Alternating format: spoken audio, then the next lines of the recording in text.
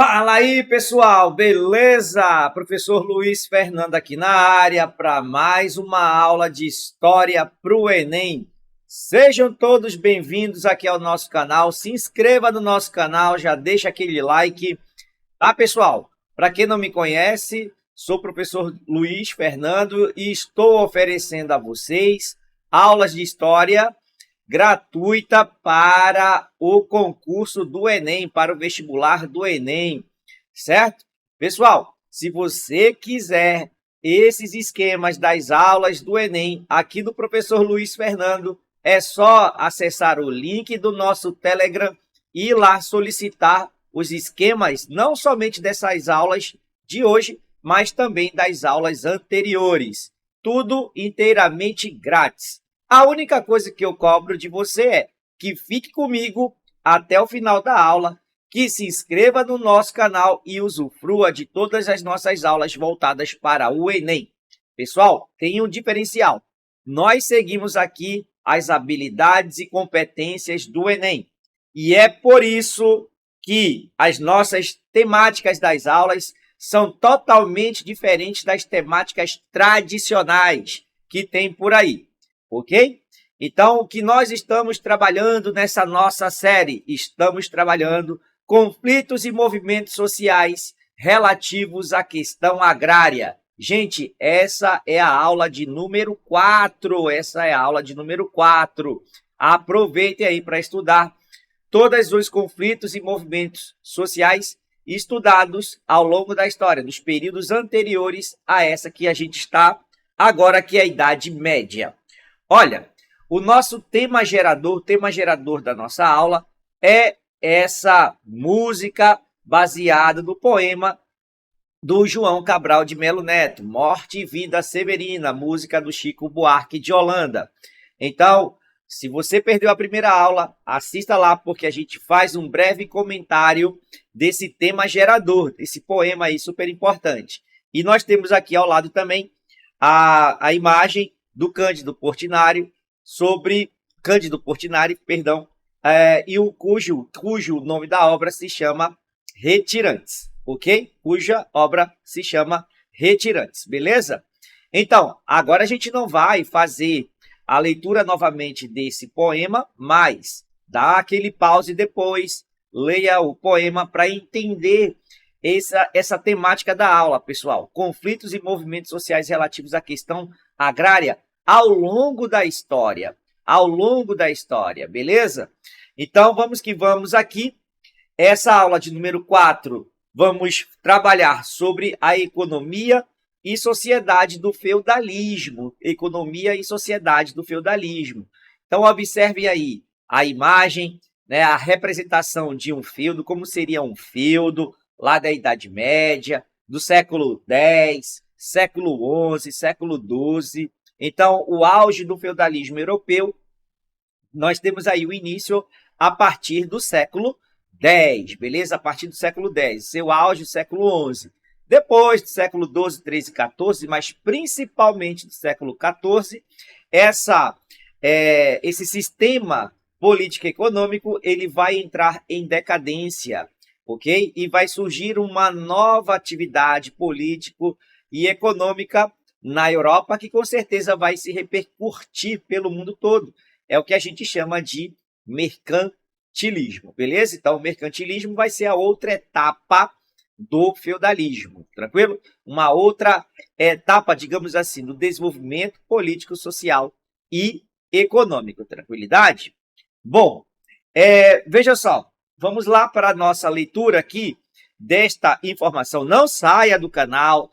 A aula do Enem é diferente das convencionais, requer leitura, interpretação, debates, analogias do presente com o passado. Daí a letra da música, né? Essa letra da música, voltando aqui rapidinho, a Morte e Vida Severina, do Chico Buarque de Holanda, ela é atemporal, ou seja, muitos aspectos que são produzidos na letra e no poema do João Cabral de Melo Neto, a gente pode comparar a situação dos nordestinos das décadas de 1950, 1960 e 1970 com qualquer movimento social agrário ao longo da história e em qualquer espaço, seja na Europa, na América do Norte, na América do Sul principalmente, beleza? Então, aula de Enem, pessoal, ela não é convencional, ela não é tradicional. Requer o quê? Reflexões, analogias, debates, a interdisciplinaridade, sociologia, filosofia, geografia, beleza? Então, senta aí e assiste essa aula comigo até o fim, beleza? Então, agora sim, sem mais delongas, vamos lá. Olha só, nós temos aqui subordinação e dominação. No mundo europeu ocidental, durante a Idade Média, o que os historiadores convencionaram chamar aquele período que está entre a Idade Antiga e a Idade Moderna, tá? A Idade Média, né, convencionalmente chamada dessa forma, o sistema feudal era caracterizado pela subordinação da maior parte da população a um pequeno grupo, os senhores feudais. Então, os senhores feudais eram que detinham o controle da terra. Pela produção agrária, o feudo era autossuficiente, voltada para o consumo e pela importância e força da Igreja Católica em todas as esferas do cotidiano. Então, a Igreja Católica, criada a partir de 1054, com o Cisma do Oriente, no episódio conhecido como Cisma do Oriente, dividiu a cristandade em dois: a Igreja Católica Apostólica Romana e a Igreja Ortodoxa, também chamada de Igreja Ortodoxa Grega. Tá? Oriente, pô, não Oriente aqui. Vamos ajeitar aqui. Oriente. Opa. Oriente.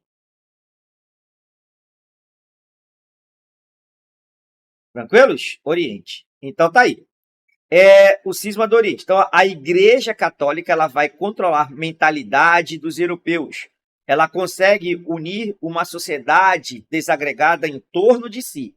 Uma sociedade desagregada em torno dos mandos e desmandos da Igreja Católica. Isso durante o período medieval. Tá? Professor, a Idade Média foi um período em que não teve desenvolvimento cultural? Errado, teve sim desenvolvimento cultural, certo? Então, ocorreu desenvolvimento cultural. Por que tu está falando isso, professor, se o tema da aula é conflitos e movimentos relacionados à questão agrária? É porque os camponeses, os servos, eles vão desenvolver técnicas agrícolas para aumentar a produção, beleza? Então, eles vão produzir bastante produtos em excedente, e aí a consequência disso vai ser o comércio, né? O advento do comércio, ou seja, vender produtos que estão produzindo em excesso, em excedente. Graças ao quê? Ao desenvolvimento cultural, ao desenvolvimento das técnicas agrícolas, como a charrua e o sistema trienal de cultivo, beleza? Então, vamos aqui. Características do sistema feudal: predomínio da produção para o consumo local, comércio bastante reduzido ou quase inexistente. Olha só, comércio bastante reduzido ou quase inexistente. Então, vamos só fazer um pouquinho de temporalidade, né? O tempo cronológico. Isso aqui seria no século X, no século XI, beleza? Então, comércio bastante reduzido ou quase inexistente. Então, a partir do século XI, essa realidade vai mudar.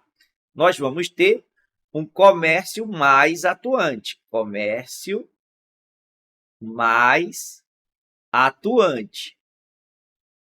Beleza? Um comércio mais atuante. Devido ao quê? À produção de excedente. Isso contribui também para o desenvolvimento do comércio, além da atividade comercial dos europeus, da parte ocidental, com Constantinopla, lá no Oriente. Tranquilidade?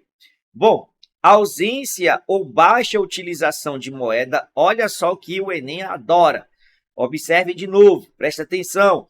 Prova do Enem não é a prova tradicional, daquela prova tradicional, específica. Olha só, a ausência ou baixa utilização de moeda no sistema feudal, beleza? Então, você vai ter aquele processo ali de uma economia ruralizada com ausência ou baixa utilização de moeda. A partir do século XI, a circulação de moeda irá aumentar, por diversas razões. A primeira delas, né, o estreitamento do comércio da Europa Ocidental com o Oriente, Constantinopla principalmente, ok? Os europeus vão até o Oriente, saqueiam o Oriente e levam metais preciosos para a Europa. Cada senhor feudal vai cunhar a sua moeda, no entanto, vamos ter o aumento da circulação, mas sempre a partir do século XI. Sempre a partir do século XI. Tranquilos? Bom, vamos lá. O feudo era a unidade de produção agrária. Unidade de produção agrária. O feudo poderia ser uma terra, tá certo? Feudo era terra. Galera, é o seguinte, o feudo era terra, mas feudo não está classificado apenas a terra.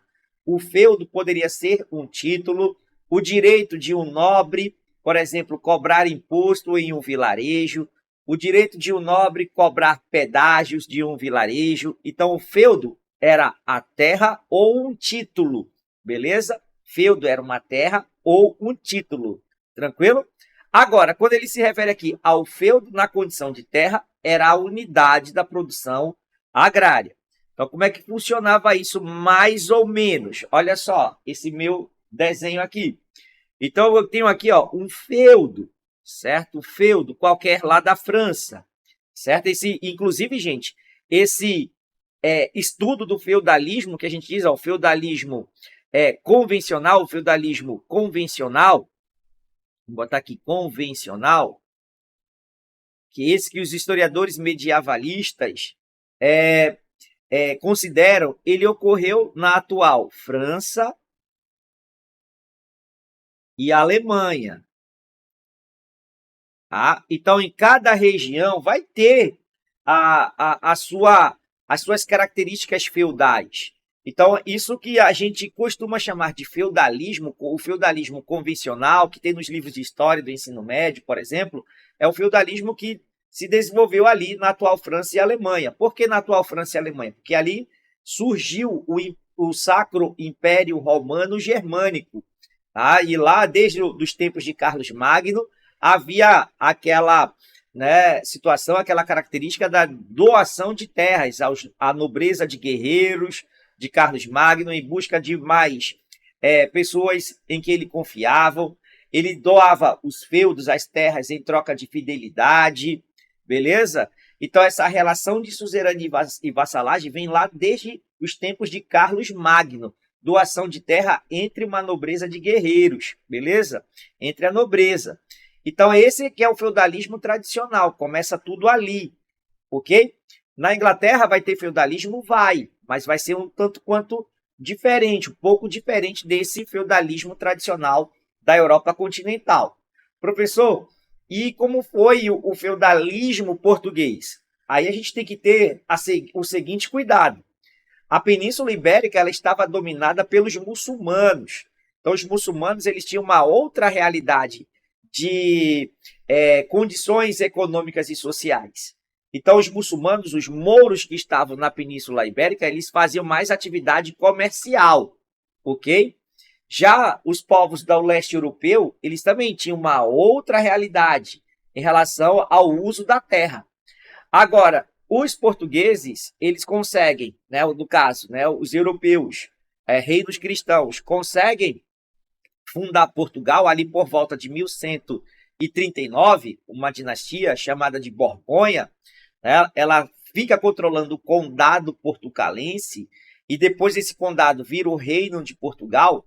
Então, o feudalismo português vai ser diferente do feudalismo francês e alemão. Por quê? Porque os reis de Portugal, eles, quando entregavam terra, doavam terra ao nobre, quando esse nobre português morria, o feudo, a terra, voltava para as mãos do rei.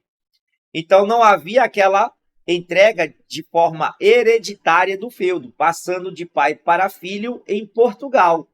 Já na França e na Alemanha existia isso, entendeu? Então, o feudo ele era transmitido em caráter hereditário para o filho primogênito. Então, a gente tem que entender que o feudalismo ele não ocorre em toda a Europa, certo? E dependendo da época também, porque é tudo uma evolução, século XI, XII, XIII, XIV, ok? Quando os portugueses conquistam o condado portucalense, que vira o reino português, eles vão adotar o feudalismo, mas de uma forma diferente do francês e alemão, beleza? O inglês também vai ser diferente. Tranquilos? Então vamos que vamos aqui, ó. Então eu tenho aqui o feudo, certo? O feudo, e eu vou fazer esse círculo aqui, ó. Eu vou chamá-lo de senhorio. Então aqui nós temos o senhorio. E esse senhorio, que é aqui, ó, a unidade de produção agrária, onde a galera trabalhava, onde a galera se divertia, onde a galera morava. Então, esse feudo, vamos dividi-lo em 3 partes. E quais são essas partes? É o manso senhorial, manso ou terra, beleza? Vou colocar aqui o manso servil, ok? E do outro lado aqui eu vou botar o manso ou terra, manso comunal. Manso ou terra comunal. Então, era a área comum onde todos os moradores do feudo poderiam usufruir dessas terras. Catar lenha, caçar, dependendo do feudo, dependendo do seu feudal também, beleza? Aí você pergunta, mas professor, e a parte externa do senhorio, o que existia aí? Existiam os pântanos, montanhas, os rios, beleza? Então, era a área ali que, de acordo com as condições tecnológicas da época, ainda não dava para eles usufruírem. Vai ocorrer o processo de desmatamento, na medida em que ocorre o aumento populacional, o aumento demográfico do senhorio, aí eles vão ampliando o senhorio, beleza? Para as demais partes ali do feudo, tranquilos? Então é assim que rola mais ou menos ali, numa interpretação assim, mais ou menos o que rolava lá na Idade Média, dentro desse sistema feudal. Show de bola? Agora, olha só o que nós temos. A característica do sistema feudal. Característica do sistema feudal. Os donos do feudo. Os donos do feudo. Senhores feudais, membros do alto clero. Quem eram esses senhores feudais? Membros do alto clero. E os nobres guerreiros. Beleza? A nobreza de guerreiros. Tranquilos? Agora aqui nós temos os trabalhadores do feudo, os servos e vilões, que muitos deles, mas principalmente os servos, os chamados servos da gleba, eram os servos que moravam ali nos mansos servis. Então eles estavam subordinados a uma série de obrigações em impostos e serviços. Subordinados a uma série de obrigações em impostos e serviços.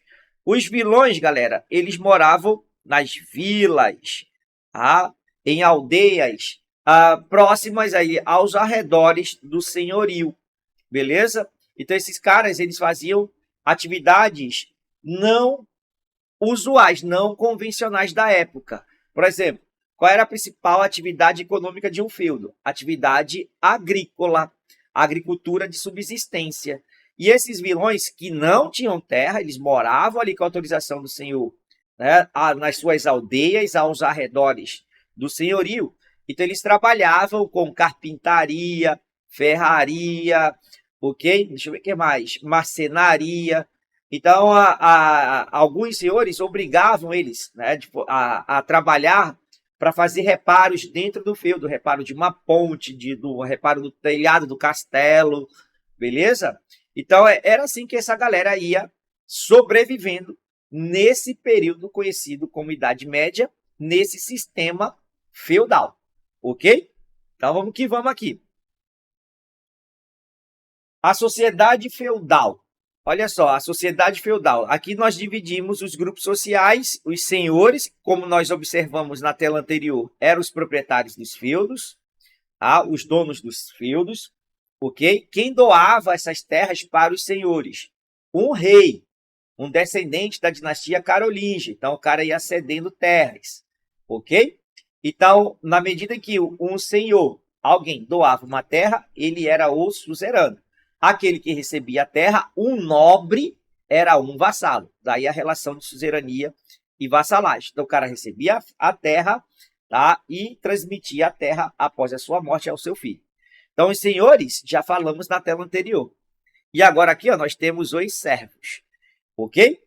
A sociedade em si, estamental. Estamento inferior era os servos. Os servos aqui, ó, se liga, servos, eles estavam no estamento inferior. Camada produtiva e dominada, constituída pelos servos. Beleza? Constituída pelos servos. Esses servos, eles, por exemplo, tinham que pagar tributos, como a corvéia, são os tributos, a talha,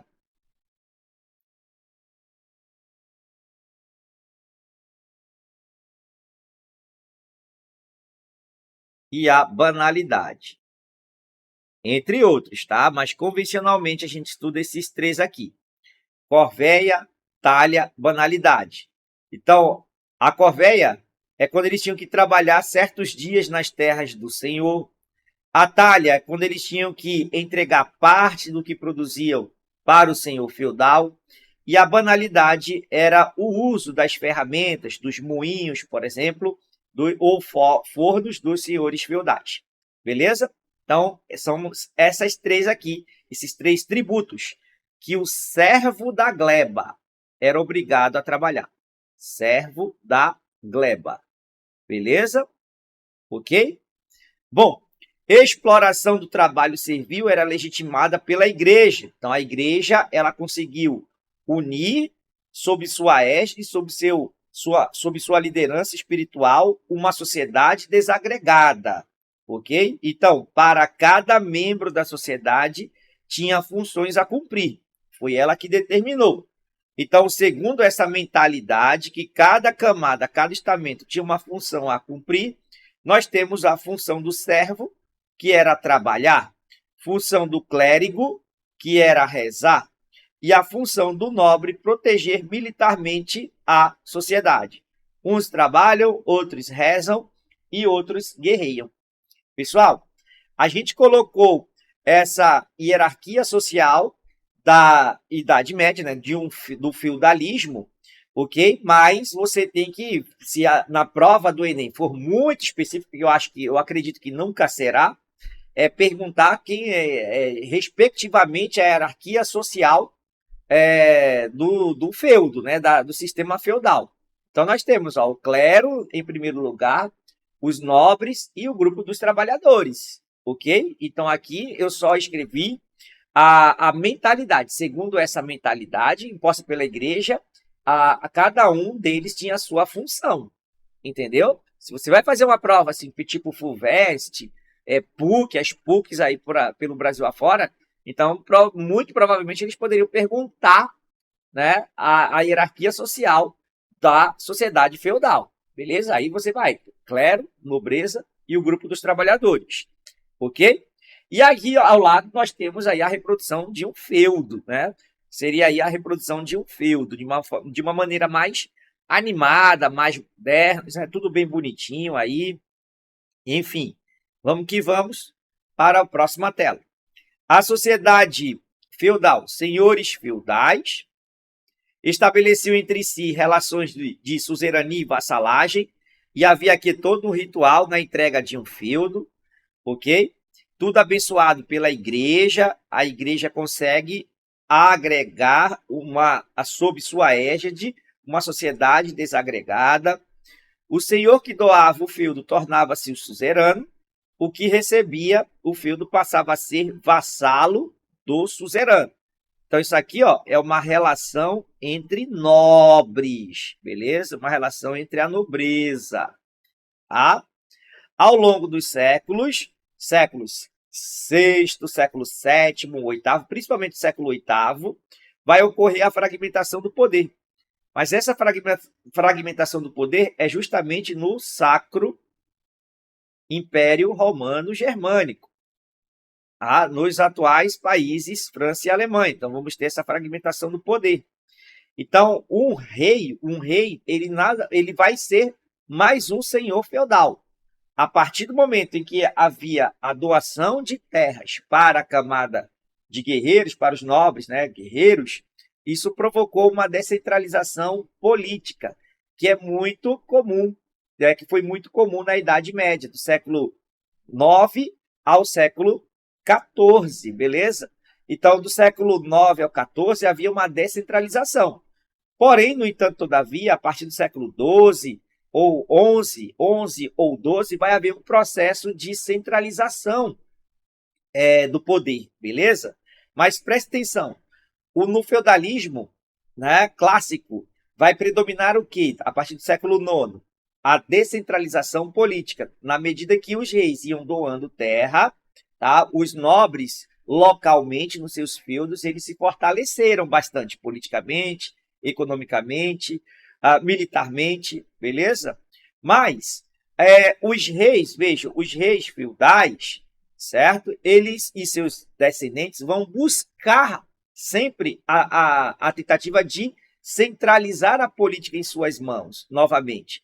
Porém, quando isso acontece, tá? Não é de forma homogênea. Nós vamos ter a formação de vários reinos, o francês, o português, o inglês, o espanhol, certo? Então, vamos ter essas características. Nada do que a gente estuda de Idade Média, feudalismo, é homogêneo, os aspectos políticos, econômicos e tal. Isso sempre vai depender da região e da força que o rei obter. Seja com o apoio da nobreza, seja com o apoio da burguesia.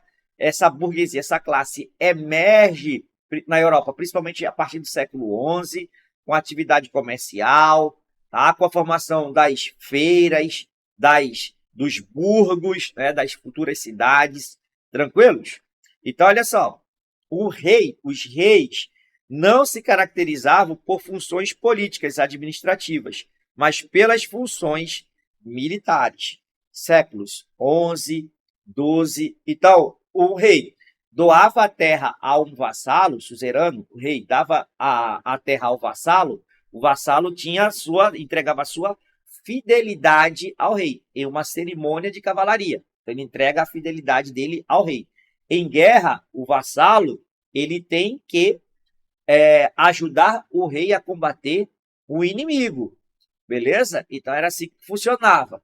Um suzerano, professor, poderia ter mais de um vassalo? Com certeza. E os vassalos também poderiam doar feudos, seja um pedaço de terra ou um título. Então, um vassalo que doava a terra acabava se tornando suzerano de um vassalo. Então, tem um historiador que fala assim mais ou menos, né? Mais ou menos assim, que um suzerano maior, né, o mais importante, dizia que o homem do meu homem também é meu homem, entenderam? O homem do meu homem também é meu homem. O rei, o suzerano, doa a terra ao vassalo. O vassalo doa a terra para um outro nobre. Então, aquele último nobre lá, certo? O segundo, ele vai em guerra. O rei, o suzerano maior, convocou todos os seus vassalos para ir à guerra. Então, ele convoca o vassalo 01. Aí o 02 convoca, né, o 01 convoca o vassalo 02. Entendeu? Então, o 02 e o 01, eles vão lutar ao lado do rei, que não tinha definitivamente até o século XVI, que não tinha ali o controle administrativo, né, de um território como um todo, como a França, Portugal, entendeu? Então, eles lutavam juntos em tempos de guerra. Acabou a guerra, cada um voltava para o seu feudo. Mas vai ocorrer uma reviravolta na Europa, principalmente no século XIV, quando teremos o século das crises do século XIV. Muita crise no século XIV na Europa. Por exemplo, a peste negra, que acometeu ali, né, matou cerca de um terço da população europeia. Tá? Vamos ter as guerras na Europa, já na chamada Baixa Idade Média, né? Se você perdeu essa aula de número 3, assista lá, porque na aula 3 é que eu explico como se formou o feudalismo. Essa aula de hoje nós estamos falando o quê? Dos principais aspectos sociais dentro do feudalismo.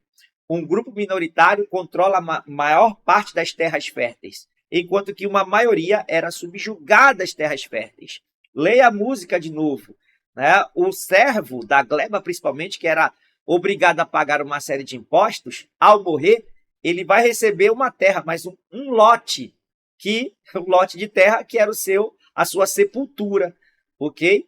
Então ele só vai ter uma vida, ou seja, ele só vai ser proprietário da terra após a sua morte, certo? Então essa é a realidade que nós estamos estudando aqui.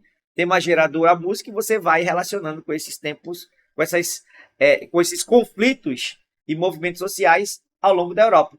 Mas voltando para o século XIV, as guerras que os nobres vão lutar, né, seja as guerras de reinos cristãos contra os muçulmanos que estavam na Península Ibérica.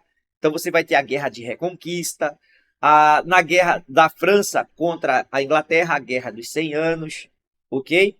Após a Guerra dos 100 Anos, a Inglaterra ainda tem participa, né, eles elaboram ainda uma guerra civil, a Guerra das Duas Rosas, por exemplo. Então, todas essas guerras, elas foram enfraquecendo a nobreza. E, por outro lado, o rei foi fortalecido, ele se fortalece. Mas, professor, o rei não era o nobre, como é que ele fortalece? É porque esses reis principais, os reis, né, seja de qual região que for, hoje, atualmente, França, Portugal, por exemplo, esses reis tiveram o apoio de uma classe social que tinha um domínio sobre a economia, que passou a acumular capital, que passou a investir na formação desses reinos por causa dos seus interesses, entendeu? Então, essa burguesia, ela apoia a centralização. Então, na medida em que a nobreza se enfraquece diante da peste negra, diante das guerras, tá? A burguesia, ela vai investir na formação de estados nacionais, compreendeu? Na França, por exemplo, né, a dinastia capetinga, ela vai iniciar o processo de centralização política. Em Portugal, a Borgonha, ela vai ser patrocinada, digamos assim, pela burguesia mercantil portuguesa, ou seja, uma burguesia comercial interessada em investir cada vez mais no comércio português, até chegar lá na expansão marítima, entende? Então, você tem aí esses conjuntos de coisas que vai provocar a consolidação dessas monarquias nacionais da Europa Ocidental, certo? A partir do século XI, a formação, consolidação, século XVI, beleza? Consolidação dessas monarquias nacionais.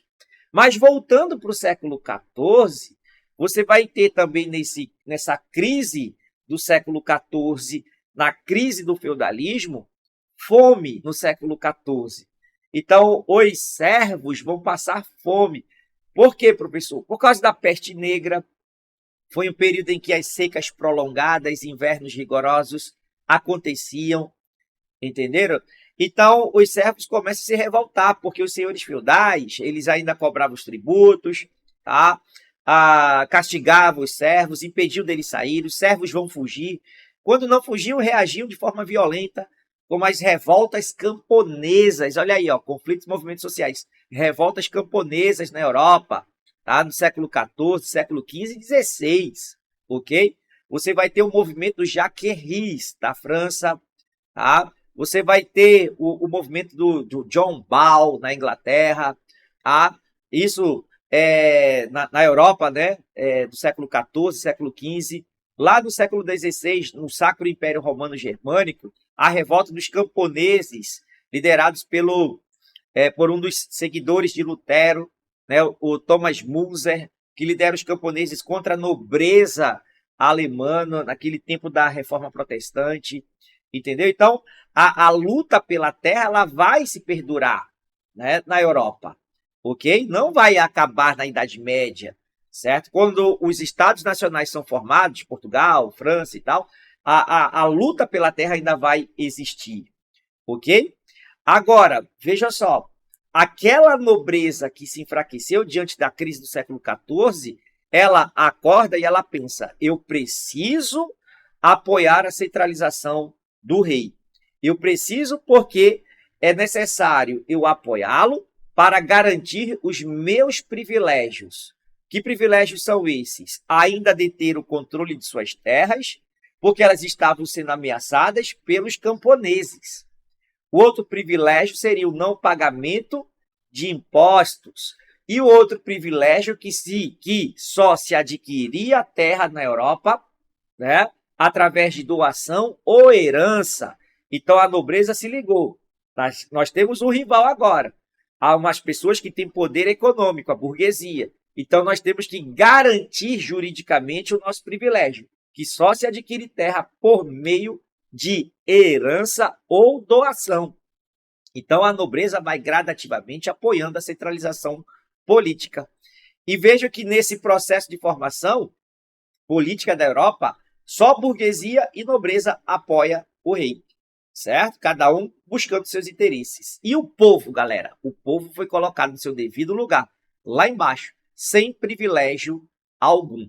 Então, daí, nós entramos na formação dos estados nacionais modernos. Esses estados nacionais modernos, iniciado por Portugal, depois Espanha, e por último as outras nações, holandesa, francesa e inglesa, vão partir para a expansão ultramarina. E esse conceito de propriedade privada, ele vai ser, e exploração da terra, vai ser levado para as Américas. Então, nas Américas, a gente vai ter uma nova forma de exploração. Isso a gente viu na aula número 1, né? Como os povos originários exploravam a terra e depois como os europeus passaram a explorar essas terras. Beleza? Então, na nossa aula, das nossas próximas aulas, a gente vai falar sobre a exploração da terra, né, na América, tá? Dos tempos coloniais, beleza? Do período colonial. Show de bola? Então, fiquem ligados aqui no nosso canal História para Vencer. Eu vou fazer uma aula só de resolução de exercícios para a gente revisar as aulas 2, 3 e 4, beleza? Nós vamos fazer uma aula só de exercícios para revisar a aula 2, 3 e 4. Volto a dizer aí para você, vestibulando, se quiser de forma gratuita, tá? O nosso PDF, os esquemas das nossas aulas, é só me solicitar lá no Telegram. E o link do Telegram está aí na descrição desse vídeo. E aproveite também para assistir a nossa playlist voltada para o Enem. Inscreva-se no canal, forte abraço e até a próxima!